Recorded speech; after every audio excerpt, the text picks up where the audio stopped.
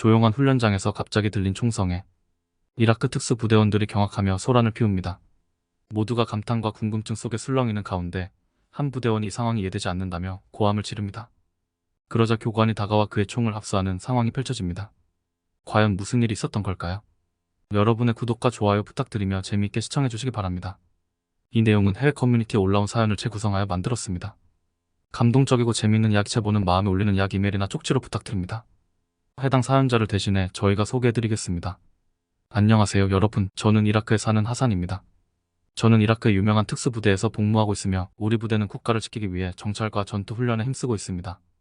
세계 곳곳에 유사한 특수부대들이 존재하지만 우리는 매년 열리는 특수부대 간의 전술훈련 경쟁에서 항상 두각을 나타내왔죠. 특히 사격 분야에서는 우수한 성적을 거두며 부대 에이스로 인정받아왔습니다. 지난 2해 동안에는 사격 부문에서 1등을 차지했고 올해도 자신만만했습니다. 어느 날 부대장님이 훈련 준비 상황을 점검하시며 저에게 올해의 목표를 물으셨습니다. 저는 당당히 이번에도 1등을 목표로 한다고 말씀드렸죠. 그런데 장교님께서는 이번에 특별히 한국에서 온 군인 한 명이 함께 훈련에 참여한다고 알려주셨습니다. 그 한국인 군인의 사격 실력이 대단하다고 하셨어요. 처음에는 별다른 걱정 없이 들었지만 그 한국 군인의 사격 영상을 본 후에는 제 생각이 완전히 달라졌습니다. 저조차도 그 실력에 놀랐으니까요. 그래서 저는 그 한국인 군인이 어떤 배경을 가지고 있는지, 왜 그토록 뛰어난 실력을 가졌는지 궁금해졌습니다. 부대장님께 더 자세한 이야기를 듣고 그 군인에 대해 더 알아가기로 했죠. 최근 우리 부대에 한국에서 파병 온 군인 한 명이 합류했어요. 그의 이름은 김정훈이라고 하며 그는 한국의 국정원 소속 특수부대 출신이라고 합니다. 한국의 특수부대에 대해 잘 알려지지 않은 부분들이 많다고 들었는데 김정훈에 대해서도 그러한 경우가 있었죠. 처음에는 한국의 특수부대를 크게 신경 쓰지 않았습니다.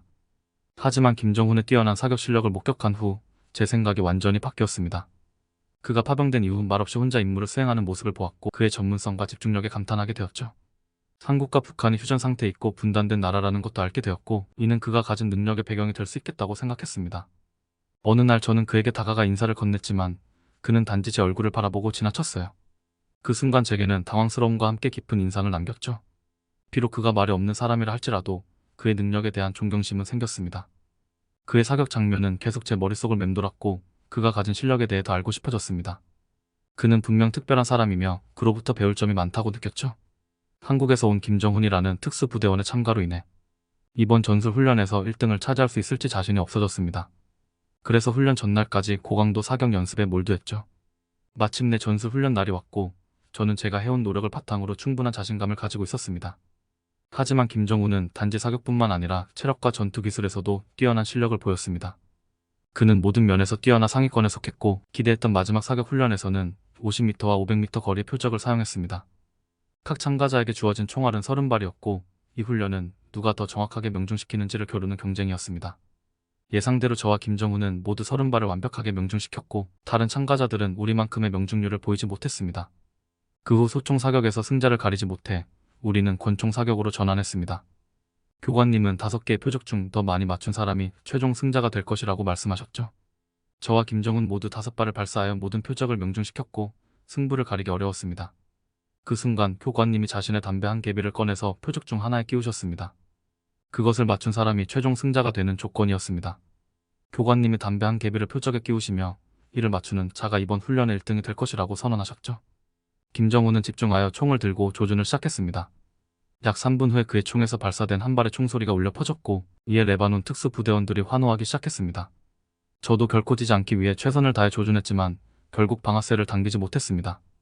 5분 후에 용기를 내어 총을 발사했으나 담배는 그대로 남아있었죠. 주변의 특수부대원들은 김정훈의 사격 실력에 경악했습니다. 거의 불가능한 일을 해낸 것이니까요. 그는 그날 이후 많은 관심을 받았지만 그의 조용하고 소통하지 않는 성격 때문에 직접적으로 축하받지는 못했습니다.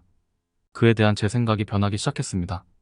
그는 이제 단순한 경쟁자가 아니라 저와 사람 대 사람으로 관계를 맺고 싶은 인물이 되었습니다.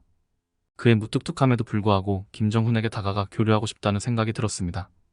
그가 가진 능력을 인정받아야 하고 그의 내면에도 관심을 가져야겠다고 느꼈습니다. 한국에서 파병 왔던 김정훈 병사와의 관계는 제게 많은 것을 가르쳐 주었습니다.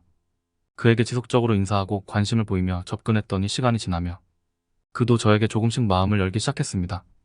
우리는 서서히 친해져 갔고 그가 곧 한국으로 돌아간다는 말을 듣고 나서 저는 그에게 휴가 때 한국을 방문하겠다고 약속했습니다. 시간이 흘러 제 일상은 훈련에 집중되어 있었습니다. 그러던 중 한국으로 파병 갈 인원을 모집한다는 공고를 보았고 저는 망설임 없이 그 기회를 잡았습니다. 한국에 도착하니 그곳은 제가 상상했던 것과 많이 달랐습니다. 현대적인 공항과 그 광경에 처음엔 정말 압도당했습니다. 전쟁이 끝나지 않은 나라에서 어떻게 이토록 발전할 수 있었는지 의문이었습니다.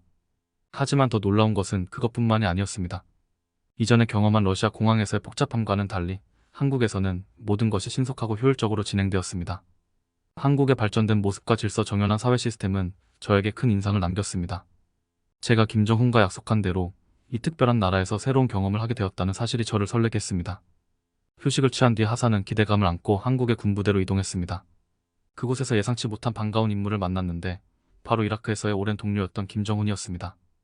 한국에서 김정훈 대위는 높은 직급을 가지고 있었고 하산을 열정적으로 환영해 주었습니다. 한국에서의 파병 생활이 시작되었고 저는 곧바로 김정훈 대위와 그의 부대원들과 함께 작전 및 훈련에 참여하게 되었습니다. 저는 이라크에서의 경험을 살려 김정훈 대위가 이끄는 한국 특수부대의 훈련에 적극적으로 참가했습니다. 김정훈 대위 부대는 체계적인 훈련 시스템과 높은 전문성으로 인해 깊은 인상을 남겼습니다. 부대원들의 사격 실력은 물론 전술적 이해와 실행 능력이 모두 탁월했습니다. 제가 이라크에서 보아온 훈련과는 다른 접근 방식에 많은 것을 배울 수 있었고 그들과의 훈련은 저에게 새로운 경험이었습니다. 부대원들과의 관계도 점점 돈독해졌고 그들은 주말에 DMZ, 즉 대한민국과 북한 사이에 위치한 비무장지대를 방문하자고 제안했습니다.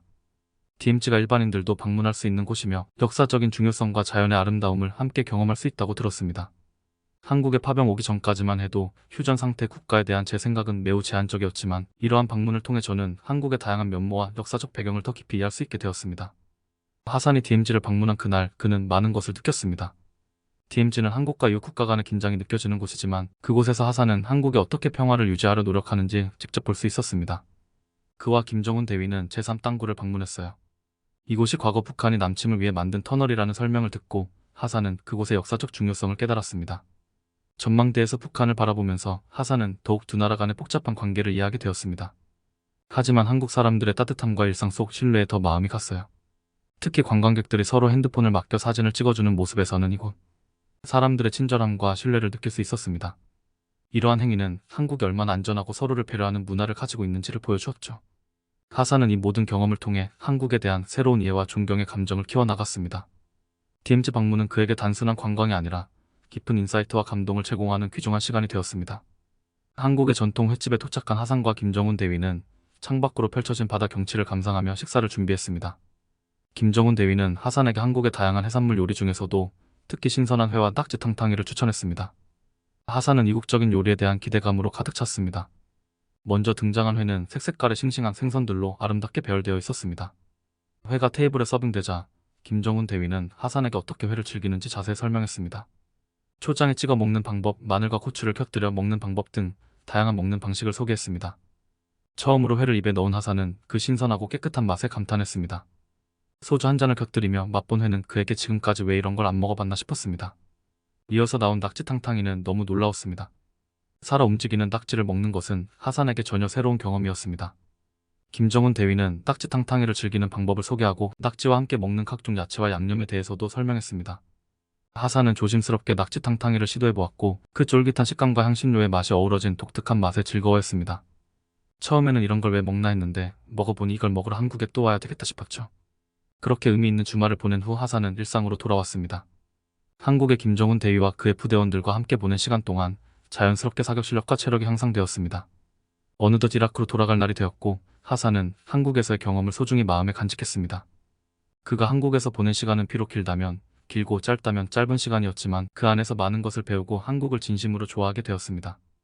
이라크로 돌아왔지만 하산의 마음속에는 계속 한국이 자리하고 있었습니다. 그 경험의 영향으로 하산은 한국에서의 장기 복무를 신청하게 되었고 현재 그 승인을 기다리고 있습니다. 그는 한국의 다양한 문화와 발전된 인프라가 외국인들에게도 큰 매력으로 다가왔다고 느낍니다. 지금까지 이라크 특수부대에서 복무한 하산이 한국에서 다양한 문화를 경험하고 한국에 대한 새로운 시각을 갖게 된 이야기였습니다. 이 이야기가 여러분께도 즐거운 경험이 되었기를 바라며 여러분의 구독과 좋아요는 저희에게 큰 힘이 됩니다. 지금까지 마음이 울리는 이야기였습니다. 시청해주셔서 감사합니다.